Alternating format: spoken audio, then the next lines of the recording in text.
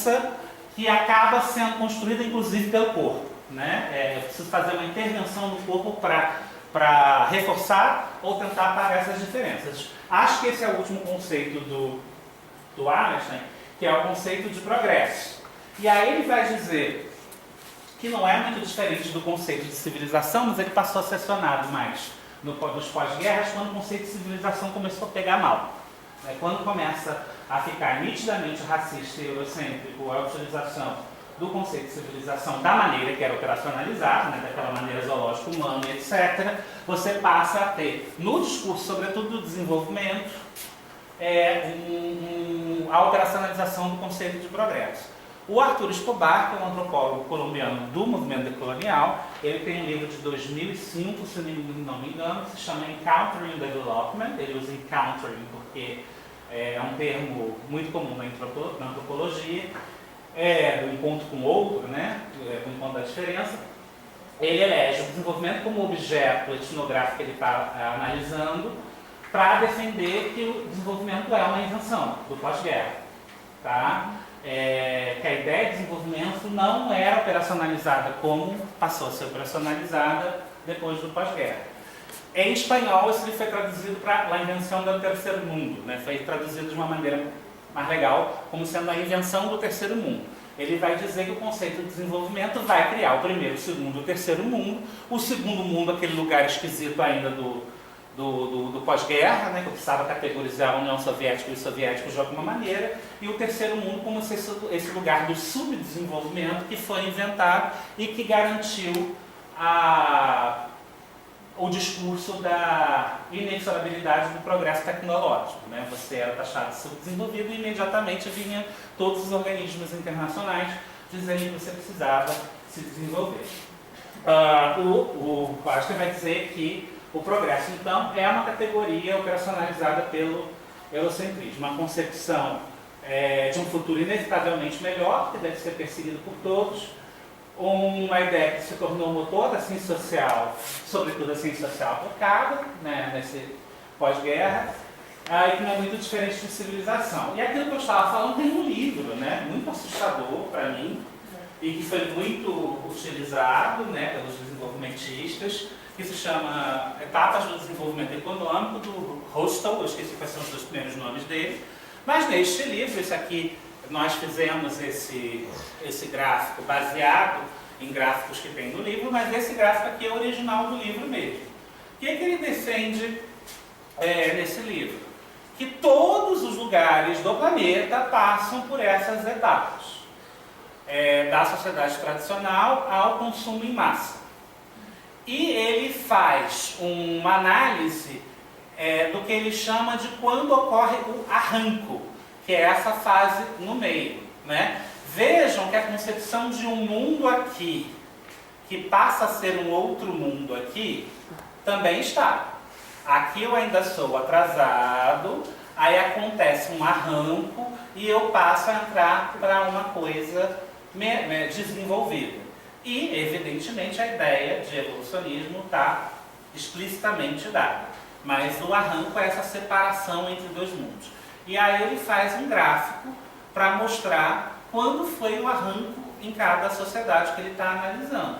E ele está dizendo que, inexoravelmente, qualquer parte do mundo vai passar por estas etapas, em que o destino final é o destino das sociedades que, naquele momento histórico, eram o centro do mundo, o consumo em massa. Né? Gente, assim, né? Que bom que a gente está em 2019 e consegue entender com mais rapidez o quanto isso é forçado, né? O quanto aquele universalismo que o Wallerstein fala está embutido, né? Um fenômeno que acontece igual em qualquer lugar, em tempos diferentes até neste caso, mas um fenômeno que acontece igual em todo lugar e que todos estão sujeitos quase como um destino divino. Né? O desenvolvimento é um destino divino, você não pode escapar dele. E apagando todas as relações de poder que a própria ideia de desenvolvimento perpetua. Né? Minimamente financiamentos para a modernização tecnológica, minimamente. Né? Numa chave bem bem tradicional, marxista, eu consigo entender que a ideia de desenvolvimento produz uma dependência de financiamento para a modernização, tá? E eu gosto de dar esse exemplo em alta graduação, porque ele é muito didático de uma mistura da ideia de progresso com a própria ideia do evolucionismo em si, que está por trás. O nome disso é eurocentrismo. É bom que fui eu que fiz esse slide, então eu transformei ele em meme, né? Eu acho que ele ainda não se vingou de mim, não. E sobre esse progresso, né, esse é o final da aula, gente, sobre essa relação entre essas categorias. Gente, eu consegui pelo menos não estourar o tempo, mas corri muito. Para os meus padrões eu corri muito.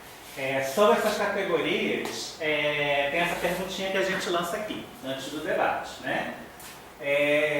Sobre essa operacionalização do progresso, a inexorabilidade da modernidade, a necessidade de um avanço da civilização, a invenção do outro pelo orientalismo, a gente tem uma produção geohistórica de discursos que legitimam e discursos que tentam deslegitimar isso. O Wallerstein vai ter uma frase, eu acho que é dele, né, que existe, que a gente tem que tomar cuidado com os eurocentrismos anti-eurocêntricos. Ao se falar de uma vilania da Europa, você põe a Europa no mesmo lugar que ela tem, o lugar da centralidade. Tá? E aí ele dá exemplos, que são alguns dos exemplos que estão aqui. Tá? Então, quais dessas alternativas seriam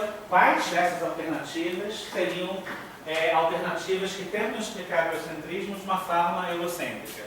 A primeira, o que quer que a Europa tenha experimentado não passa da continuação do que outros já experimentaram. Por longos períodos, tendo chegado a vez dos europeus de ocuparem a boca da cena. Uma explicação que muitas vezes a gente ouve, né? Não é culpa dos europeus, outros povos já passaram por esse processo de dominar o outro. Eles estão fazendo o que sempre fizeram, chegou a vez deles.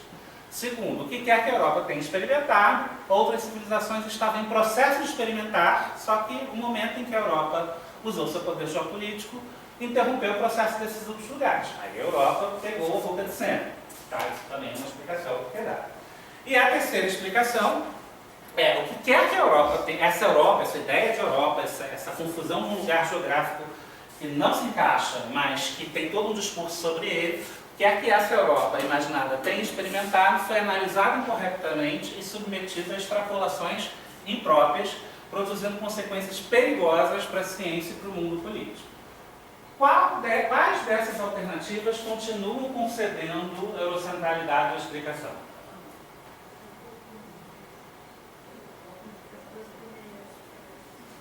Por que as duas primeiras? Só inverter o sinal. Hã? Só inverter o sinal. Só inverter o sinal, né? No final das contas, alguém faria o que a Europa fez e ela só foi fodona de conseguir fazer antes dos outros. Né? É meio fatalista, inclusive. E retira um pouco da responsabilidade histórica de ter feito também. Né? Alguém ia fazer o genocídio indígena. Eles apenas fizeram porque fizeram na hora que conseguiram, mas alguém ia fazer o genocídio indígena. Alguém ia escravizar os negros, obviamente, ou fazer algo equivalente. Porém, eles fizeram primeiro. Então, evidentemente, as duas primeiras respostas, vocês perceberam facilmente, são as respostas eurocêntricas. O argumento de todo o nosso curso é o argumento aqui com a carinha do Marcos. Né? O que quer que tenha acontecido foi utilizado politicamente de uma forma muito indevida e atravessou, inclusive, o discurso científico, inclusive a inteligibilidade do cotidiano e da realidade. Nós somos atravessados pelo eurocentrismo e pela modernidade o tempo inteiro. Né? E falamos em nome dele sem perceber. Né? O que esse movimento decolonial faz é, ao retroceder um pouco no tempo, revelar que tudo que geralmente é apresentado como o esplendor da modernidade dos feitos europeus necessita de uma opressão do outro lado. Esse é o primeiro ponto. Outro ponto para falar de genocídio mostra o quanto a eurocentralidade fez com que fosse percebido muito antes uma coisa que é profundamente lamentável. o Holocausto judeu. É profundamente lamentável, é um horror o Holocausto da Segunda Guerra. Só que precisou acontecer o Holocausto judeu para que tivesse um entendimento do Holocausto indígena. Precisou haver a diáspora judaica para que a gente entendesse a diáspora africana, né? Precisou haver a destruição ambiental durante a Revolução Industrial para se criar um ambientalismo intra-europeu. Quando a destruição ambiental existia na América desde 1492. Precisou haver a exploração da classe trabalhadora branca que Marx e Engels, com toda a justiça, olharam para aquele operário europeu, para que se entendessem que pessoas podiam ser exploradas na sua força de trabalho até a morte. Coisa que na América acontecia desde 1492. O indígena... Sim, mas me parece que perceber o fenômeno que afeta a centralidade, o Holocausto judeu, né, em que um povo foi racializado. Está certo, a gente está falando que só não foi na Tá, mas só para reforçar o meu. Né? É uma questão, porque por que o judeu é considerado europeu? Eles não foram considerados europeus, mas foi um povo que naquele território da centralidade foi indevidamente racializado, porque judeu não é raça, mas eles foram indevidamente racializados, descrição fenotípicas e descrições morais foram conjugadas para falar de uma inferioridade inexorável dos judeus que prejudicava a Europa. Esse povo então foi racializado, categorizado como inferior, e essa categorização foi justificativa, essa categorização / inferiorização foi justificativa para persegui-los e exterminá-los. Tá? Isso é hediondo e temos que considerar hediondo. O que eu estou dizendo é que esse fenômeno tinha acontecido antes em vários lugares. Eu dei o exemplo do genocídio indígena. E me parece que o genocídio indígena, no senso comum e no processo histórico, teve menos peso que o Holocausto judeu, no entendimento das pessoas. Nós sabemos aqui, nós somos intelectuais, acadêmicos, que os dois são horríveis. Né?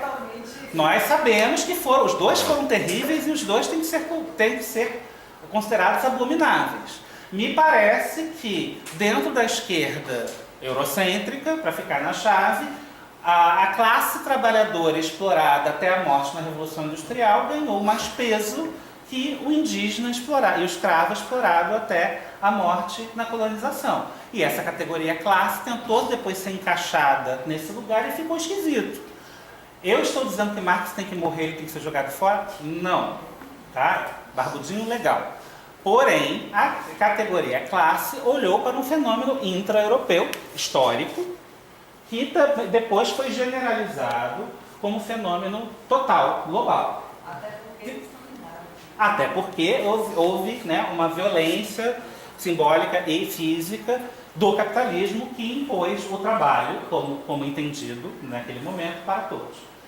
Só que, dentro do marxismo, por exemplo, gente, eu não odeio os marxistas, não se trata disso, é um exemplo.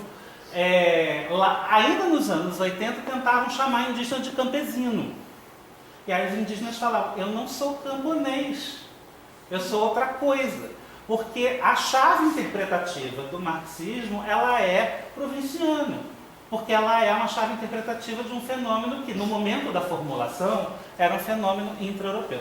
É só sobre isso que estamos falando aqui. O quanto categorias formuladas localmente se apresentam como globais. E o quanto a gente tem... No final das contas, gente, o decolonial só fala sobre isso. O quanto categorias locais se transformaram em categorias globais e o quanto isso é politicamente perigoso. Né? Tudo mentemente é perigoso. Eu achei que aquele era o último slide, mas não. Mas esse é o último, com certeza. Aí, né, os decoloniais vão dizer que temos que superar a modernidade.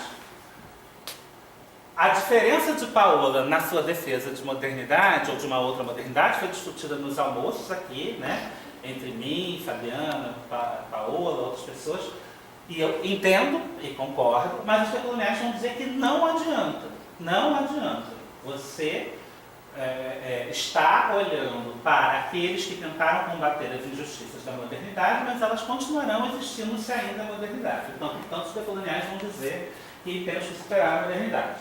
Aí o Dussel tem esse esquema, que ele fala de uma linha de tempo, que é aquela linha do tempo do túnel europeu, em que a antiguidade vira a Europa do descobrimento, que vira a história moderna, que vira o presente europeu moderno, que, se não mudamos nada, vira uma continuidade de um projeto europeu de modernidade. Europeu aí sendo entendido mais culturalmente do que geograficamente. Tá? E tem o futuro. Aí o que o Dussel vai falar? Não adianta.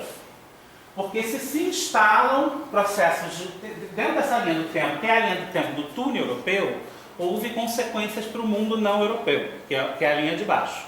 Nos processos de continuidade de dominação, a Europa do descobrimento foi a América da invasão. O presente europeu é o nosso presente periférico. Enquanto havia história moderna e nascimento do capitalismo, havia história colonial dependente e um capitalismo industrial periférico, sempre periférico. Lembremos do sistema mundo do Wallerstein por trás disso. Se eu tenho uma continuidade de um projeto europeu de modernidade, eu vou continuar, no máximo, tendo um projeto de desenvolvimento de uma nova ordem mundial e continuaremos sendo dependentes. Tá? Amanhã a gente vai ver que o Quijano, que é o principal autor da teoria decolonial, era um marxista. Tá? No final das contas, os marxistas me atacam, mas o principal teórico é apenas um marxista que passou a falar: classe não explica tudo. Tá? Então, o que o Dussel defende? Até porque ele é um teórico da teologia da libertação, então ele acredita no ser humano, né? Diferente de mim. Ele diz que quem está no centro pode ter novas práticas e visões de mundo. Quem está na periferia também, aqui num processo de solidariedade, aqui num processo de luta, por sair da condição de dependência. Se ambos fizerem este movimento, ele defende, eu acho um pouco naif, mas enfim, eu estou apresentando a teoria dele, ele apresenta esse conceito de transmodernidade, que seria a superação dessa modernidade, mas aí eu me lembrei quando eu li o texto de Fabiana falando, mas de novo vai aparecer a palavra modernidade, né? Talvez o nome não seja bom, mas que seria o projeto mundial de libertação. Nessa revisão dos textos, nós reparamos que o conceito de transmodernidade estava lá no texto do Dussel, que é de 2000, e ninguém usava. É um texto muito citado, ele é muito legal, ele é muito didático, mas ninguém usava. Nós reparamos que os teóricos equatorianos e bolivianos do Buen Vivir, que vamos ver no último dia de aula, falam o tempo inteiro de transmodernidade. Então tem que se prestar atenção porque que esse lugar, que é o lugar epistemológico do movimento decolonial, o decolonial é bem andino, o lugar que conseguiu mudar a Constituição, que conseguiu dizer que os indígenas não querem inclusão, eles querem a transformação do Estado, né? O Estado como é não me adianta, eu preciso mudar o Estado. Por que nesse lugar que conseguiu, inclusive na Constituição plurinacional, o conceito de transmodernidade voltou a aparecer? Eu não sei a resposta, Marcos não sabe a resposta, o Gabriel não sabe a resposta, a Tereza não sabe a resposta. Mas a gente reparou na releitura dos textos isso. Tá? Então, recapitulando o que fizemos hoje, que é sempre muita coisa e eu fico sempre exausto. Eu quis dar a primeira semana de aula para depois tomar pouco. E ir para cá. Falamos aqui muito menos de decolonial e mais de uma ideia de eurocentrismo que vem de uma ideia de Europa que nem se explica pela própria Europa, mas que nos atravessa. Né? Essa ideia de Europa tem relação direta com uma concepção de modernidade que apresenta a modernidade como fenômenos intra-europeus sempre positivos e, por serem considerados positivos, foram considerados que não só podiam, como deviam ser espalhados mundo afora. O decolonial vai dizer que isso é uma concepção provinciana de modernidade em que histórias locais foram transformadas em projetos globais, forçadamente. E que, portanto, se queremos falar de uma globalidade desde sempre, precisamos retroceder um pouquinho no tempo para entender que a invasão da América é que conecta o mundo e que quando eu falo da invasão da América e a partir da invasão da América é que eu consigo falar de fenômenos interrelacionados. tá? Que explicam o capitalismo, inclusive numa chave marxista, e que explicam o capitalismo tal qual o decolonial quer explicar. Tá? Diante disso, a gente insinuou uma coisa que vai começar a aparecer com muita força a partir de quarta-feira, que a modernidade precisa criar dualismos conjugados com evolucionismos.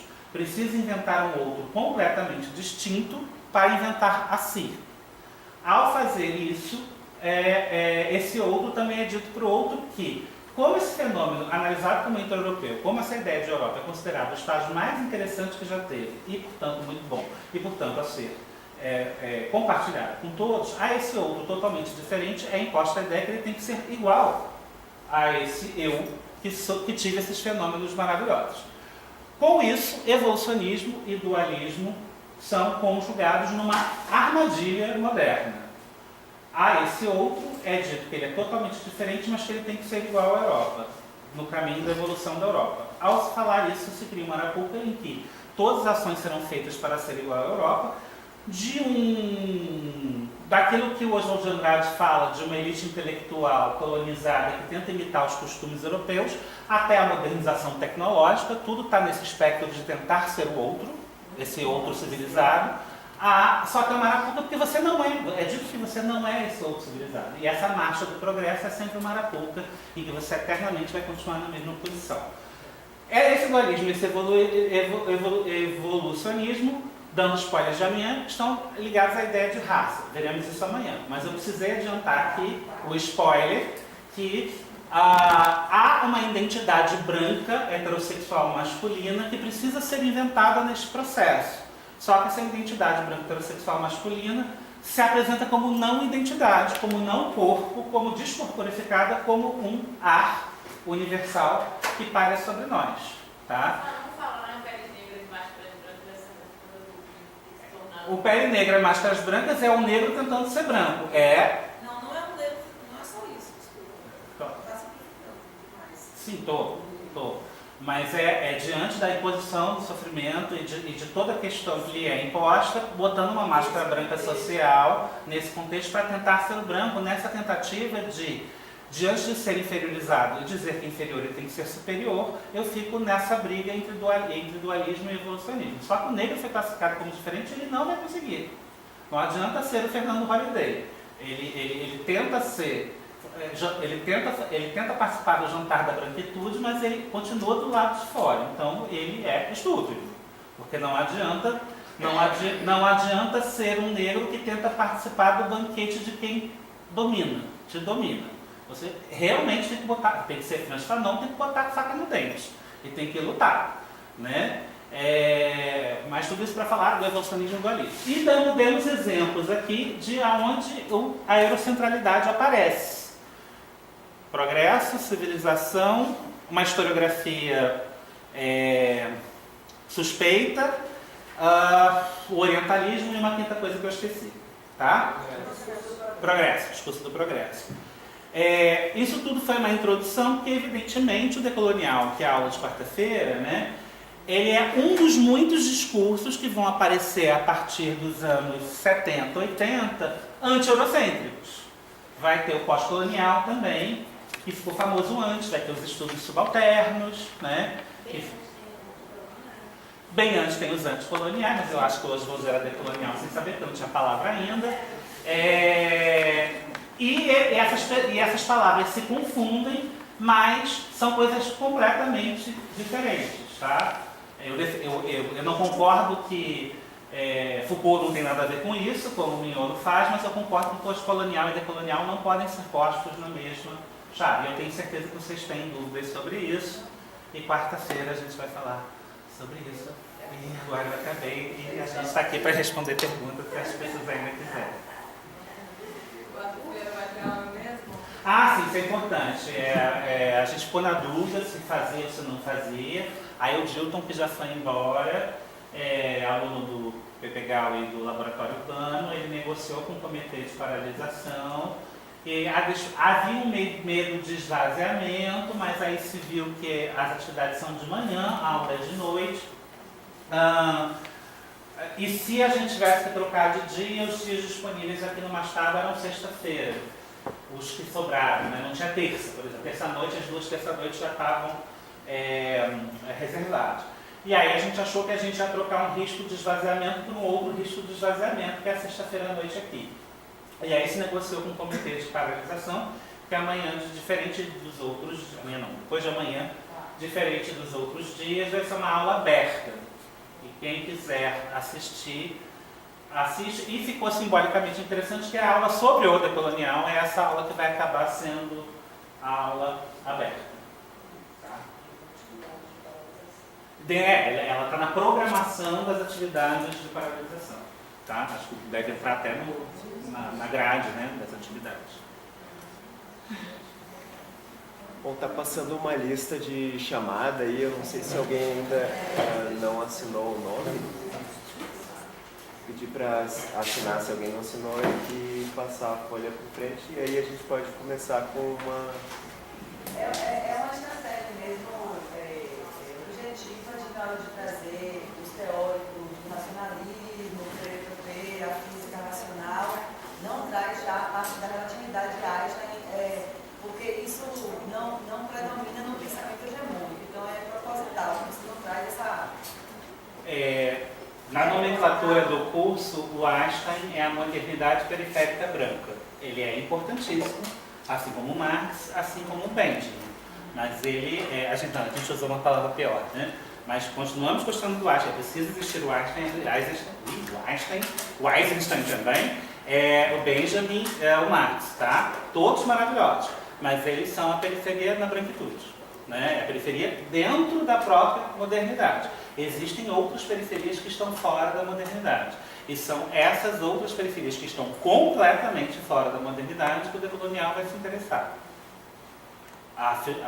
O pensamento indígena ou a filosofia indígena. Terá uma discussão se existe filosofia indígena ou não, já que filosofia é uma categoria ocidental e eurocêntrica. Podemos discutir isso, mas se os ocidentais eurocêntricos criaram a filosofia, não inventaram o pensamento. Então, pensamento indígena existe. E o pensamento indígena não está numa chave interna à modernidade. Eles serão gentilmente, quando gentilmente, serão chamados de tradição. Quando gentilmente. Tá? Tá.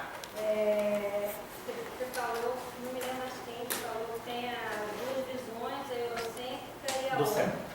A outra é a invasão da América, é a americocêntrica? Sim. É uma decisão política. Eu estava falando isso com a Luciana antes da aula, quando a gente estava conversando sobre o Einstein e sobre o céu. Assim como é uma decisão política organizar o passado, o presente e o futuro a partir de fenômenos intra-europeus, é uma decisão política organizar, não como fenômenos intra-americanos, porque não são, mas incluir a América para modificar o olhar sobre os fenômenos para que eles sejam sempre entendidos como fenômenos de relações globais. A Revolução Francesa foi um dado literalmente provinciano, aconteceu num lugar. A partir disso, uma ideia do que significou a Revolução Francesa, para dar um exemplo, né, se difundiu como sendo algo que todos nós deveríamos desejar como ideais humanos, quando, na verdade, a Revolução Francesa, com méritos ou deméritos, é um fenômeno local. E que dizer que o que aconteceu ali deveria acontecer em qualquer lugar, ainda que sejam coisas positivas, não vou entrar no mérito, é uma imposição de uma lógica local como projeto global. A questão que o primeiro mapa é aquele Jerusalém centro. Uhum. Então, sei lá, eurocêntrico, americocêntrico, asiocêntrico, Jerusalém, sim, qualquer coisa, cêntrico, mantém essa ideia de centro e de periferia.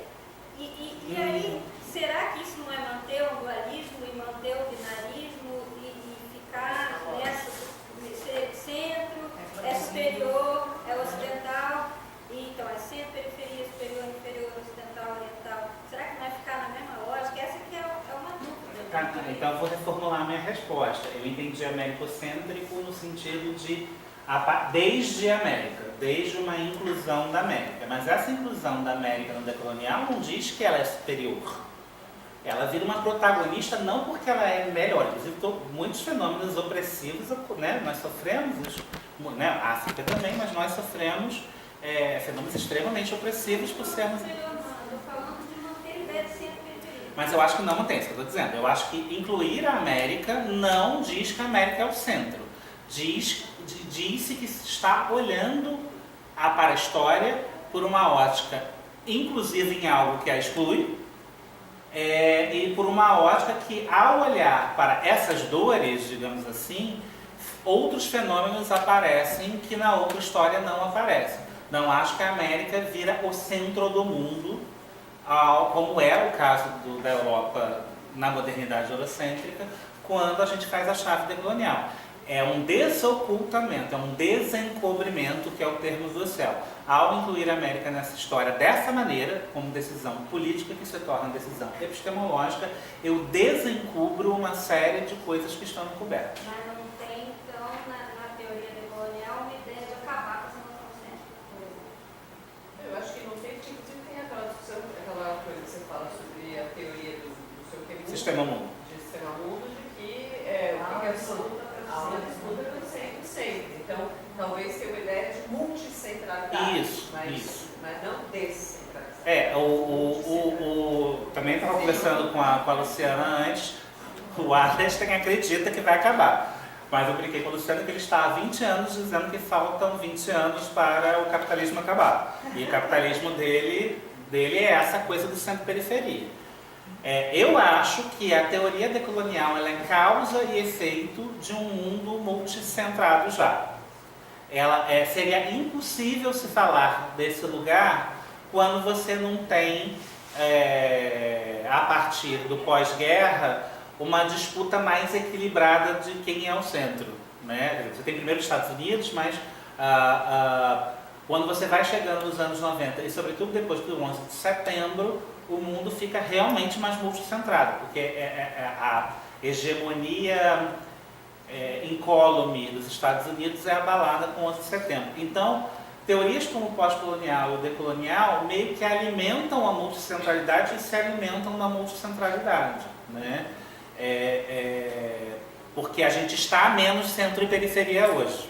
Está menos centro e periferia do que já foi, no sentido clássico. O Alfredo Gutierrez Goleiro vai falar mesmo da transformação da norma em normal. A norma que é a modernidade em mais um discurso e não como norma, mas como normal. O que significa assim, Benjamin é o maior barato. Benjamin não é um bom exemplo, Marx é o maior barato. Mas quando os marxistas acham que eu só posso analisar o mundo pela ótica do Marx e não falar, não botar nenhum defeito no que Marx falou, ou de relativizar o que Marx falou, existem marxistas ortodoxos e marxistas não ortodoxos, mas quando esta esquerda faz isso, está dizendo que o Marx é a norma, é a regra do mundo, o marxismo é a regra do mundo. E o marxismo é uma maneira de medir algumas coisas. É uma das formas de medir algumas coisas. E haverá coisas que o decolonial não vai conseguir medir, assim como vai ter coisas que o pós-moderno não vai conseguir medir, e vai ter coisas que o marxismo não vai conseguir medir. Só que o marxismo valoriza o econômico como sendo o centro de todos os discursos, e os indígenas, por exemplo, vão dizer que não, que o espiritual também é importante. E o governo Bolsonaro está aí para dizer que a religião pode ser o centro do discurso. E que se a gente não disputar a religião, acontece o que aconteceu. Né? Foram as igrejas e as milícias que educaram as classes populares nos últimos anos. Não precisa ir em Bolsonaro, o próprio eurocentrismo você tem que ir na religião, né? Porque o cristianismo católico é carro do eurocentrismo. Né?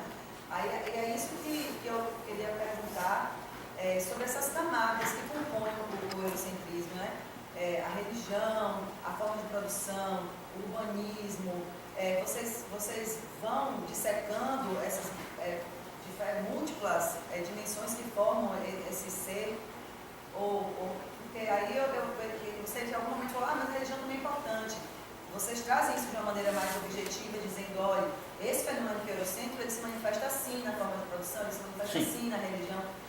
O decolonial, como toda teoria que tenta ser uma metateoria, ele vai ter um defeitinho que vai aparecer, por exemplo, uma questão que se torna incômoda para mim, incômoda para o nosso grupo, que vai aparecer na quarta-feira.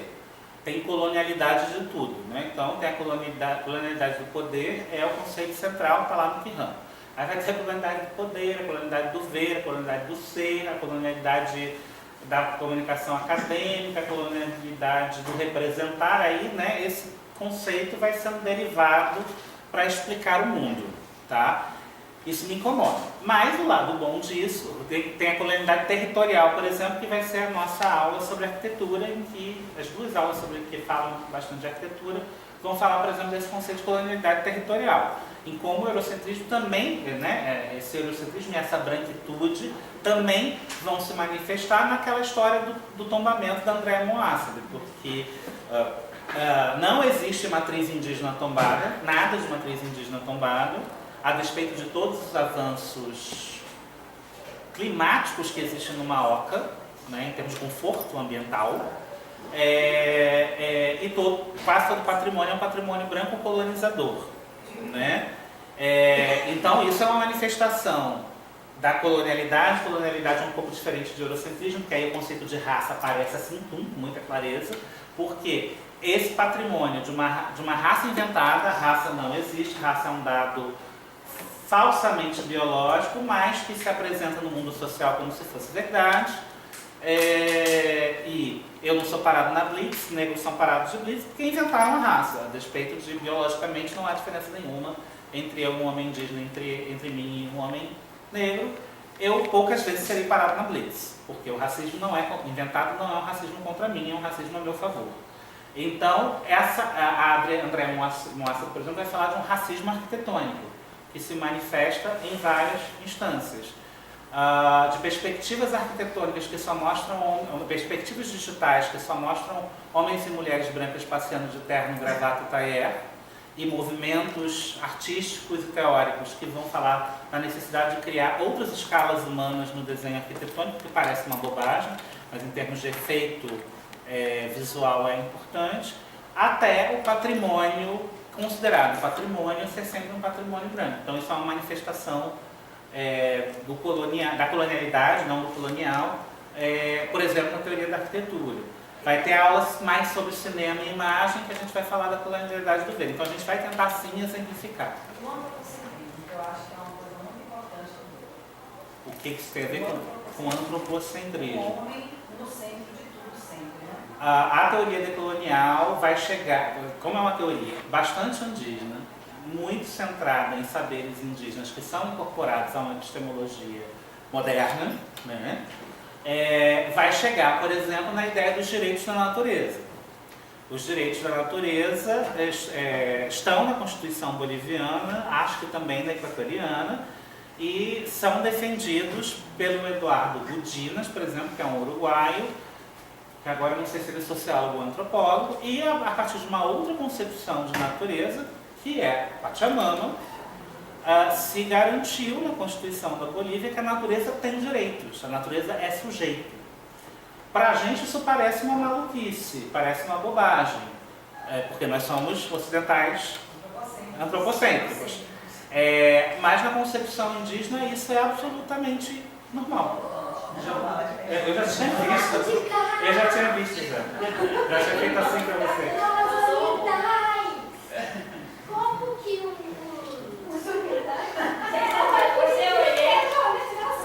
você sabia as palavras? Aí eu ocidente. Como que um decolonial vai desenhar um mapa-mundi? Eu acho que a resposta é para queimar com a Mundi, mas por uma questão, sim, tem uma, né? Vai desenhar assim. Por uma questão política, vai desenhar assim. Vai desenhar a América de cabeça para baixo, isolada, com as navegações chegando, porque esse foi um evento importante, algumas concepções de natureza, a estrela e a lua, e é isso. Agora, a pergunta da Paola é importante. Para que mapa? Agora, de fato, esse mapa aqui que é do Torres Garcia, que Luciana também tem no pescoço, é um uruguaio, ele é considerado um mapa decolonial. Avant la lettre, ele é dos anos 50, 60, eu acho. Tá, então assim, não precisa, não precisa não. Até essa representação desse mapa todo é uma representação. Essa construção, esse desenho, gente, é um desenho, é uma representação. Até essa construção do imaginário, de todos os mapas, assim, é o imaginário colonial? Colonial não é colonialidade, não é colonizar, enfim, são muitos adjetivos, mas o que estamos falando é que há uma... Se entendemos que o eurocentro... É que a Europa está no centro desse mapa mundo que você tem na cabeça como imaginário, não é? E o hemisfério norte está muito maior do que é proporcionalmente o hemisfério sul. Né? O mapa mundi do jogo de War é um mapa que deixa o hemisfério norte muito maior. Pensem na Islândia. A Islândia é mínima, Groenlândia é mínima. Como elas estão muito perto do extremo norte do mapa, elas se agigantam. E a África e a América parecem muito menores no mapa mundi do que são proporcionalmente, em termos de proporção com os outros continentes. Mas respondendo a sua pergunta, é colonial, nesse sentido, colonial não entendido como colonialismo, tá? Mas entendido como esse processo que é o outro lado da modernidade, o lado da opressão e não da emancipação. O que está sendo argumentado é que essa modernidade entendida desde a América revela, desoculta, desencobre que para haver emancipação para uns tem que haver o encobrimento e a subalternização, a opressão, a palavra que você quiser, para outros. Isso está desde um mero desenho em que a América fica menor do que ela é e a Europa fica maior do que ela é, até zoológicos humanos em que negros eram expostos para o entretenimento de uma elite branca, num processo que naquele momento era entendido como um mero entretenimento. Até inventar que você é subdesenvolvido para que eu, que sou, me autodeclaro desenvolvido, ganhe mais dinheiro vendendo tecnologia para você. Né? Isso são manifestações distintas dessa colonialidade do poder que vai aparecer na quarta-feira que o Decolonial analisa. E que é uma colonialidade eurocêntrica. E falando sobre você falar de bicho aí, o negócio também nem... Antropoceno. Não, mas aí tem os que defendem isso mesmo, tá? Gabriela, se eu levo o pensamento indígena ao pé da letra, a natureza é sujeito. E tem que ser considerado sujeito. E depois ela. Eu tenho só uma questão rápida. Tá. Depois Gabriela. Você coloca aqui que a reivindicar uma metanarrativa, essa volta à totalidade, seria uma das linhas principais da teoria colonial. Aí minha pergunta é assim, não seriam esses mecanismos da metanarrativa e da ideia de totalidade, os mecanismos utilizados pela racionalidade moderna, que colocaria o próprio eurocentrismo como... Bem, aí a gente entra na boneca russa, né? Você vai abrindo caixinhas e no final das contas há uma pedagogia do pensar que é moderna. Um dos autores, agora não me lembro quem, mas hoje o Gabriel estava fazendo essa aula, é o Minhoto, diz que a modernidade é o show de Truman. A modernidade controla a nossa vida em todas as instâncias, sem que nós percebamos. Então a modernidade é aquele lugar e nós somos o Truman. Nós estamos atravessados, né? Eu sei que aqui no laboratório se usa muito a história do atravessamento, nós estamos atravessados pela modernidade em todas as instâncias da nossa vida. Portanto, a nossa forma de categorizar o mundo tende a ser moderna. Mas nós não... Eu entendi o que você está falando. Nós não estamos dizendo... A frase do Marcos foi excelente, lembrando do Gutierrez Borrero, que é para jogar fora a modernidade. É a modernidade de se tornar uma... Quer dizer, eu acho que tem que superar, mas uma das maneiras de superar é transformar a modernidade num normal, numa coisa que tem aí e que é uma forma de fazer. Uma das possibilidades. Especificamente sobre a metanarrativa, o Quijano está escrevendo no auge do multiculturalismo americano, dos estudos culturais americanos. No auge do pós-moderno, em que se rechaça qualquer metanarrativa. E ele vai dizer, nós temos que sair do campo do efêmero pelo efêmero, porque não há nada que prove que estudar o singular o tempo inteiro nos liberte de alguma coisa. Nós precisamos, de novo, de uma explicação mais geral. Né? Só que a explicação geral da modernidade é baseada numa falsa inclusão, que na verdade é a exclusão.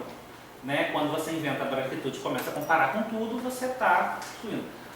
A totalidade decolonial é uma totalidade da diversidade, é esse o argumento. Em que é o multicentro, como alguém falou isso, é a possibilidade do multicentrismo. Gostei disso, vou usar. Acho que eu acho que hoje não dá. Agora, na aula 5 que Marcos vai dar, vai se falar de movimentos de transição. A decolonialidade me fez ver os chamados movimentos de transição com um olhar mais simpático que eu não tinha. Eu achava que era um bando de gente conformada e que resolvia fazer uma comunidade hippie, sendo muito grosso. De um modo, eu achava isso. Por quê? Porque eu estava na lógica da ruptura marxista, que é necessária. Só vamos parar o governo Bolsonaro na lógica da união da classe trabalhadora para derrotar o governo. Então, é uma das possibilidades que tem que ser acionada neste momento. Agora, a lógica da ruptura é uma lógica dualista. Eu destruo este mundo para construir um novo mundo, que é outro. E aí, o Escobar, o Borreiro, que são esses caras mais ligados ao espaço, vão dizer que existe uma revolução que é de transição. Mas, Léo, se você destrói essa ideia de centralidade, você vai para uma ideia que é fixa sempre. E é uma ideia de norma, de fluxo, etc., é muito mais interessante. Na própria ideia, na própria Europa, vai vir o cigano. Eles vão acabar com todas essas noções que vocês estão colocando aí. Porque eles não têm centro, eles não têm cidade, eles vão... Quer dizer, então tem outras formas que não usam a ideia de centralidade que podem ser mais interessantes a se pensar, porque se só fazer outros centros o tempo todo, muda de centro de lugar. Tá, mas eu repito que eu entendi mal a sua pergunta e que eu não acho que a América se torna o centro do mundo na teoria decolonial. Não tem a ideia de centro. Não, você virar não. o mapa ao contrário, você só virou o mapa ao contrário. Mas não é esse centro dominante. Não, é uma lógica de falar deste lugar. Falar a partir deste lugar. Você está falando de um lugar fixo. Mas é porque o lugar existe. Eu estou neste lugar. Não, Gabriela. acaba com Gabriela aí.